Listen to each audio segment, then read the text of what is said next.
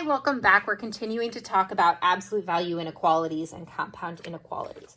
So in our last video, we talked about interpretation, and from that, we kind of got to something that you can see a little bit here, where we had an absolute value inequality that then got split up into either two compound inequalities, or two inequalities with a compound statement, or a single compound inequality.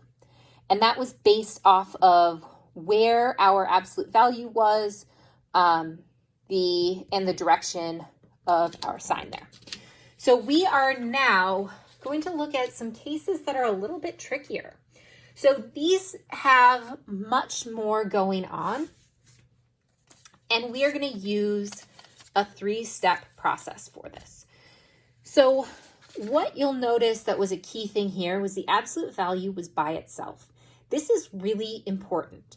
Whenever we're working with special function types, so absolute value is our first special function type, we are going to make sure that we isolate that special function type. So before I begin, I want to start by identifying and isolating that special function type. So here in this first one, for the absolute value of 4x minus 7 is my special function, and my goal is to get that by itself. All right, so that means I'm going to start by undoing this. So that means I'm going to subtract 1 from both sides. So I have the absolute value of 4x minus 7 is greater than or equal to 13. Okay, so now that I have it isolated, I am going to separate and solve. So what I want to see here, this is a greater than symbol.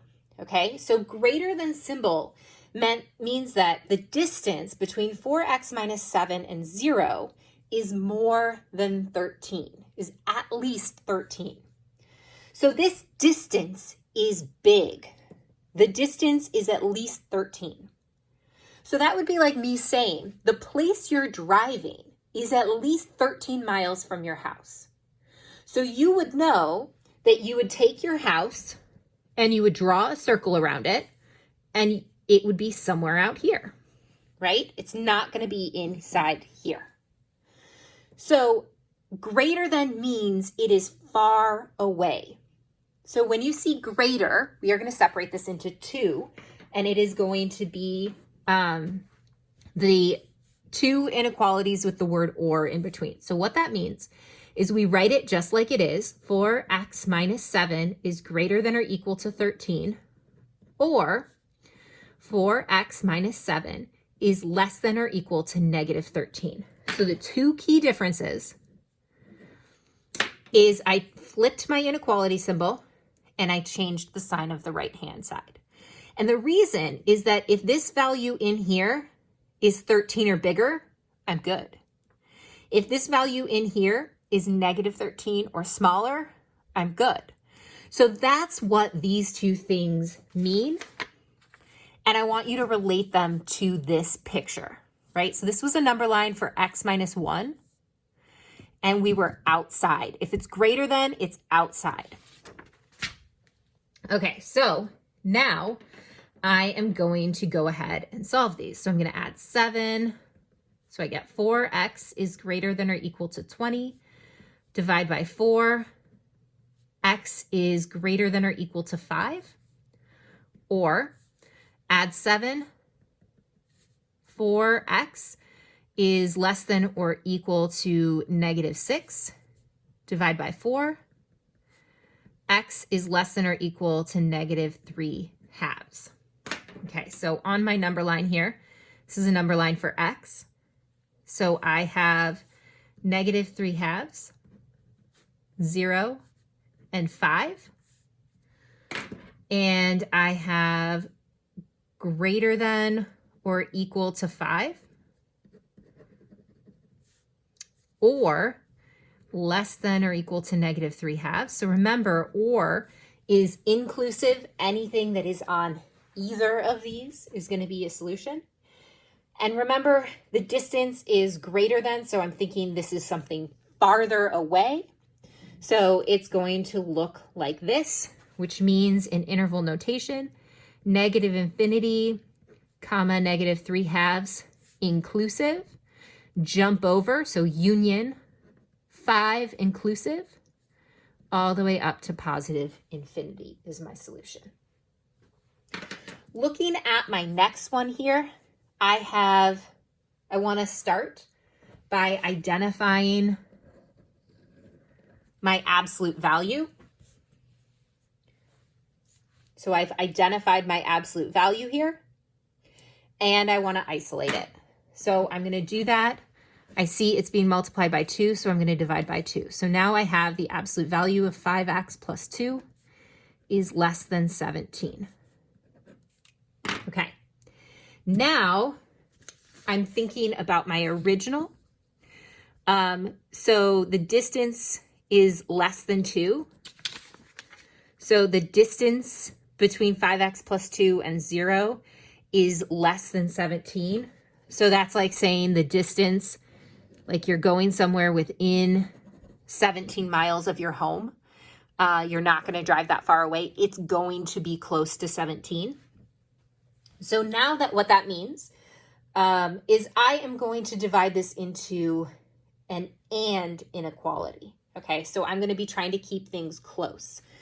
So what that's going to look like here, we can actually write it just like this.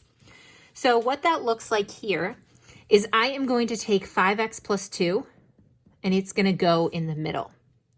5x plus 2 is going to be less than 17, but greater than negative 17. So the key thing I did over here is on the left, so I wrote this inequality as I see it here without the absolute value, but then I added another end of it over on the left-hand side.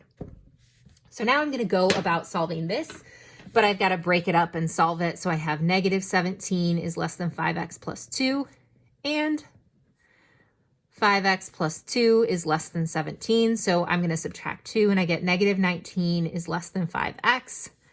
Divide by 5, I get negative 19 over 5 is less than x.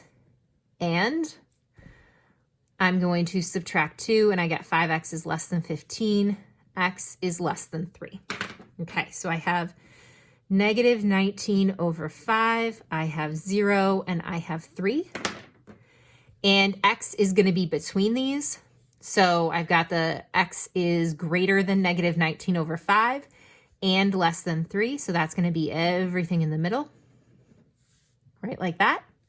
So that would be negative 19 over 5, not inclusive, so soft parenthesis, shading all the way up to 3, not inclusive, so a soft parenthesis. All right, so step 3 that I haven't mentioned yet is that you need to check. So what that means is you need to go back through and check to make sure that this makes sense. So what that means is if I pick something in between these two values, it should make a false statement in the original. If I choose something out here, it should make a true statement. For this one, if I choose something in the middle, it should make a true statement.